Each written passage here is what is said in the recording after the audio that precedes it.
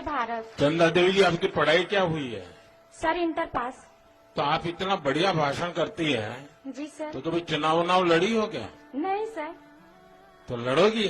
नहीं सर, ये सर आपसे हम इंस्पायर होते हैं सर। आप जो प्रयास करते हैं सर, हम उनसे अपना कदम मिलाकर चलते हैं। इस वजह से जो हम आज हासिल कर पाए हैं सर, ये हमारा सौभाग्य है कि हम आपके सामने उपस्थित हैं सर, और आपके सामने दो बातें बोल रहे हैं सर। ये हमारे लिए बहुत बड़ी गर्व की अरे बात है। सब महिलाएं तालियां बजाएंगी। பிரதமர் நரேந்திர மோடி சமீபத்தில் தனது சொந்த தொகுதியான வாரணாசிக்கு 2 நாள் சுற்றுப்பயணமாக சென்றார். அப்போது அங்கு சுய உதவி குழுவை சேர்ந்த பெண்களுடன் உரையாடிய பிரதமர் மோடி நிகழ்ச்சியின் போது சிறப்பாகவும் தைரியமாகவும் உரையாற்றியதற்காக சாந்தா தேவி என்ற பெண்ணை பாராட்டினார். மேலும் அவர், திறமையா பேசுறீங்களே, சீட்டு தர சொல்றேன், தேர்தலில் போட்டியிடுறீங்களா என கேட்டார். அதற்கு அந்த பெண், ஐயா, தேர்தலை பற்றி நான் இப்போது சிந்திக்கவில்லை. அதே சமயத்தில் உங்களிடமிருந்து பலவற்றை நாங்கள் கற்று வருகிறோம்.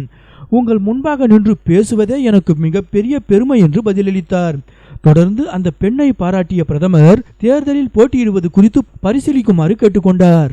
ஒருவரின் திறமையை அடையாளம் கண்டுகொண்டு உடனடியாக அவரை தம் பக்கம் ஈர்க்கும் மோடியின் இந்த கற்பூர புத்திதான் அவரை எதிர்த்தரப்பினரால் வெற்றி கொள்ள முடியாத தலைவராக உருவாக்கியுள்ளது என பாஜகவினர் புகழ்ந்து வருகின்றனர்.